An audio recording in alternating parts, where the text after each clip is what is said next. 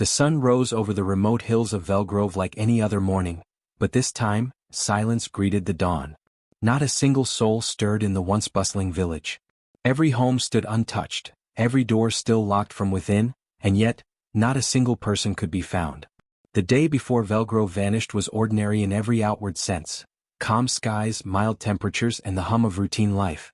Residents tended to chores, children played along the narrow dirt paths between homes, and the local bakery had just released its first batch of morning bread. The town was in harmony, or at least that's what the preserved surveillance footage and journal entries suggested. Nothing out of the ordinary, until small details began to stand out in hindsight. The first oddity came from the town's general store. According to the delivery logs, a man had arrived at midday, claiming he was just passing through on his way to a nearby mining town. He wore a wide-brimmed hat and heavy black coat, despite the mild weather. His face was never seen clearly. Those who interacted with him couldn't remember any defining features.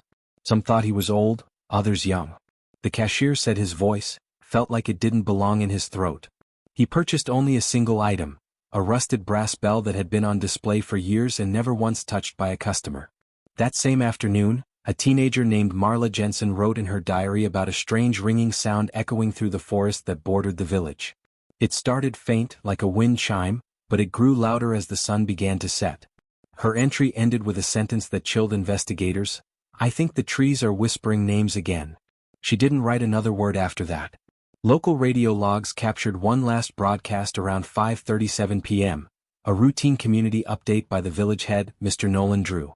He discussed preparations for the spring festival and issued a warning that a surprise cold front had been reported by regional weather stations. The forecast was updated in real time, showing a storm system forming directly above Velgrove. The temperature dropped 8 degrees in an hour, and by nightfall, thick fog rolled in from the woods, reducing visibility to near zero. Power outages were reported just after 6 p.m., knocking out lights and communications. That in itself was not strange. Velgrove was prone to minor blackouts. What puzzled authorities later was the complete lack of emergency calls. Not a single 911 dial, no ham radio transmissions, nothing. It was as if everyone either didn't notice the outage, or didn't care. Somewhere near 8:15 p.m., a camera belonging to a forest ranger station 5 kilometers from Velgrove recorded something eerie. A flickering silhouette, humanoid in shape, moved through the treeline. Its gait was jagged, too slow and unbalanced, as though it were learning how to walk for the first time. The ranger, who was off duty at the time, reviewed the footage the next morning and immediately reported it. He was the one who sounded the alarm that led investigators to the village. One family, the Holloways, had a home security system that saved images to a cloud server. The final motion-triggered still was taken at 8:42 p.m. The picture showed the parents sitting at their dinner table, holding hands. Their eyes were fixed on the doorway, which was open, yet no one stood in the frame. The image blurred slightly at the edges, as if the camera itself had glitched at the presence of something it couldn't quite define. The final entry in the village's school logbook came from Mrs. Lydia Barnett, the head teacher. She had written a reminder to check the attendance of 2 children who hadn't shown up all week. In the margins, she scribbled something odd: "The children speak of someone waiting under the well." When asked later, her sister, who lived in a neighboring town, said Lydia had always been afraid of the well in the village square. She used to say it was too deep, too silent. "It doesn't echo," she once remarked. "It just swallows sound." In retrospect, the entire day felt like a slow tightening of something invisible. Normality stretched too far, snapping silently in the night. Yet no one left. No one fled. Dinner tables remained set, fires still crackled in hearths, and beds were turned down for the night. There was no panic. Only stillness. The storm overhead intensified unnaturally. Satellite footage reviewed later showed a cloud formation in a perfect spiral over Velgrove's coordinates, an oddity meteorologists couldn't explain. There was no lightning, no wind, just a deep, impenetrable mist that lingered until morning. Then, as quickly as it had formed, it dissipated at sunrise. What followed next was confusion and disbelief. When the delivery truck finally arrived and found no one, the assumption was that perhaps the villagers had taken shelter in the underground tunnels built during the Cold War. But the tunnels were empty. Not abandoned, just unused. And every home was sealed, every lock intact from the inside. But it was those final hours, the last known moments of Velgrove's existence, that haunted the investigation. A child writing about whispering trees, a faceless traveler with a bell, a teacher worried about voices in the well, a family staring at an unseen guest. It all painted a picture not of chaos but of acceptance. As if the village had expected to vanish. As if they knew their time had come. Investigators arrived in Velgrove just after dawn, expecting confusion, maybe even signs of a mass evacuation. What they found instead was far more disturbing. An entire village perfectly preserved as if frozen in time. Each home stood undisturbed, windows shut, curtains drawn, and doors locked securely from the inside. The locks weren't tampered with. There were no scratches, no broken frames, no splintered hinges. There was no evidence of anyone leaving or entering. It was as though the people had simply ceased to exist. The first home they entered belonged to the Harper family. Inside, coffee sat cold in 2 mugs on the kitchen table. A loaf of bread, half-sliced, rested on a cutting board. The chairs were pushed back slightly, as if someone had stood up mid-conversation and never returned. Coats still hung neatly by the door. Upstairs, beds were made, laundry folded. But the family was gone. This pattern repeated across every home. The village church had candles burnt down to the wax, hymnals still open to page 63. In the schoolhouse, chalk still clung to the blackboard spelling out spring lesson plan. There was no sign of struggle, no broken glass, no scattered belongings. And not a single footprint led away from any door, not even in the soft soil behind the homes. It was as if no one had ever left the buildings at all. Inside the town diner, a pot of stew had been left simmering overnight. Investigators found scorched residue at the bottom of the pan, and the faint smell of burned carrots lingered in the air. There were 3 plates on the counter, each with half-eaten meals. A waitress's notepad sat beside them, pen uncapped. Her last note read simply, "He's here." More chilling was what they found in the bedrooms. Most of the beds were turned down, and pajamas were laid out as if ready to be worn.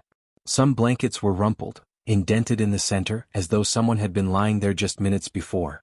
In one child's room, a record player was still spinning. The needle had long since reached the end, clicking rhythmically in the silence. Investigators noted that the rooms felt recently vacated and unnervingly warm, like the residents had left only seconds before. Pets, however, had not vanished. Dogs were found in closed rooms, whimpering.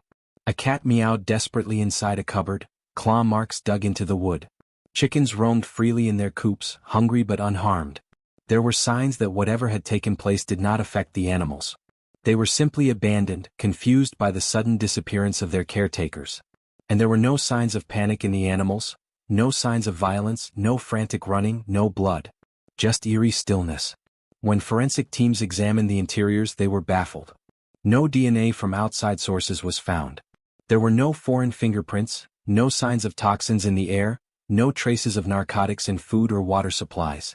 The electricity had gone out the night before, but the backup generators had failed simultaneously, an improbable event that raised red flags.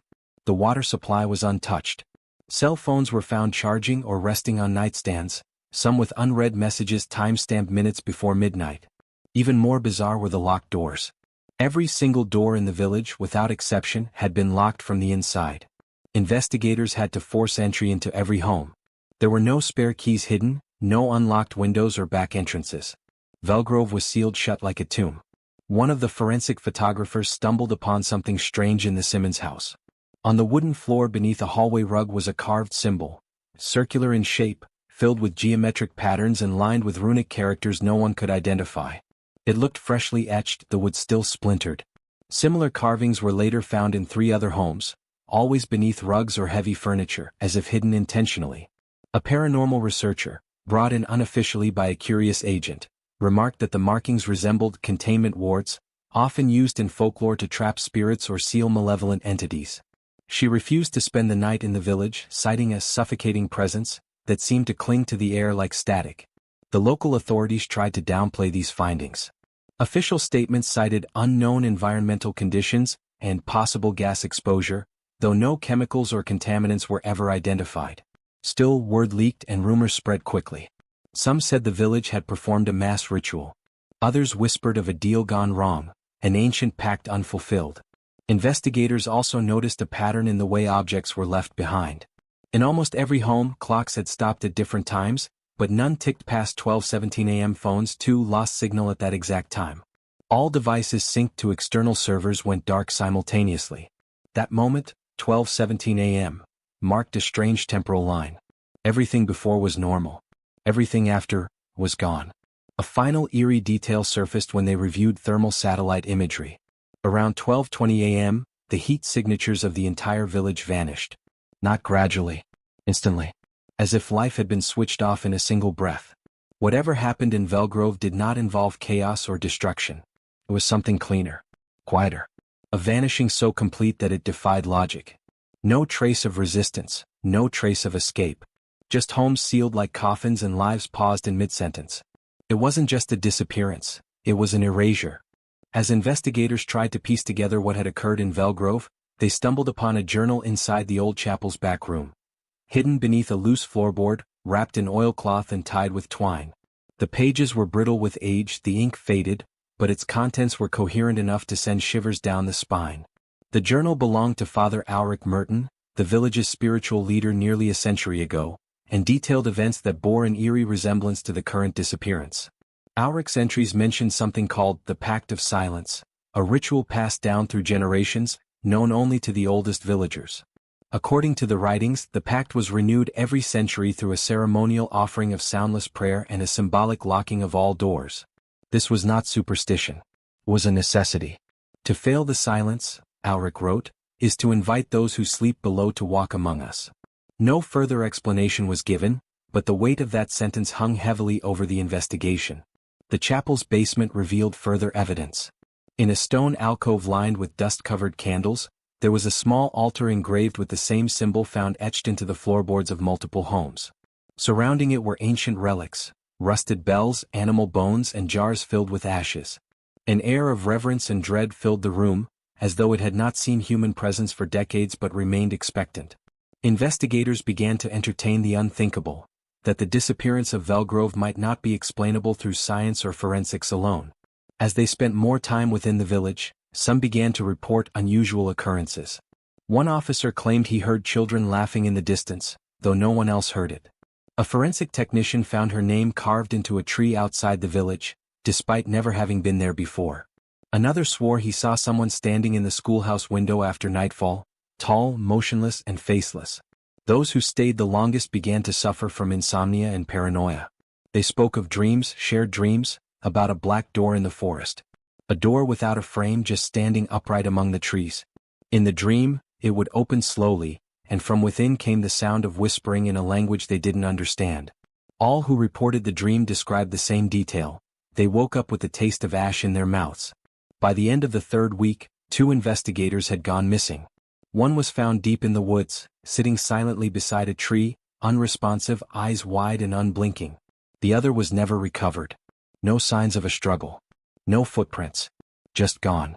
Pressure from higher authorities mounted.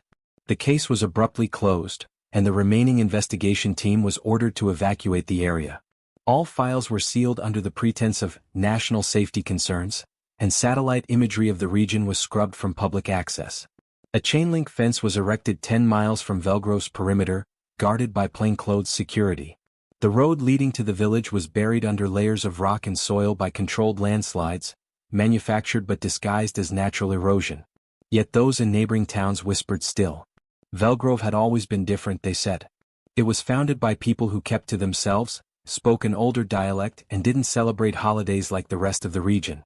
There were rumors that they had brought something with them, something they kept locked away beneath the village well. Generations of silence. Generations of protection. And then, something changed. One elder, who had once traded goods with Velgrove before the road became impassable, claimed the village had skipped the ritual. The bells didn't ring that year, she said. I remember because my dog howled all night. Animals know when the pact is broken. She spoke of an old belief that every 100 years, Velgrove had to choose silence, to keep the watchers dreaming. If the ritual wasn't done, they would awaken, and nothing could stop them from claiming what was owed. When asked what the villagers owed, she simply replied, their voices. To this day, no one dares enter the valley where Velgrove once stood. The land is quiet. Too quiet. Birds don't fly overhead. Wildlife avoids the area completely. Even hikers who unknowingly get close report headaches, nausea, and a deep sense of dread. Some claim they've heard bells ringing faintly in the wind, though there's no wind to speak of. Others have taken photographs near the area, only to find strange distortions, blurs shaped like people who shouldn't be there. Urban explorers who've tried to find Velgrove are never successful. Maps glitch. GPS fails. The forest becomes disorienting. Trees appear to move, paths loop endlessly, and time seems to bend. Some who return say they never found the village but felt like they were being watched the entire time. A few leave with strange scratches on their arms or dreams of doors that open on their own. The mystery remains. Officially, Velgrove was erased by a landslide. Unofficially, it remains one of the most disturbing mass disappearances in recent memory, precise, surgical, and devoid of logical explanation. But those who've read Father Auric's journal believe otherwise. Velgrove didn't vanish. It was taken, quietly, completely, and exactly on time.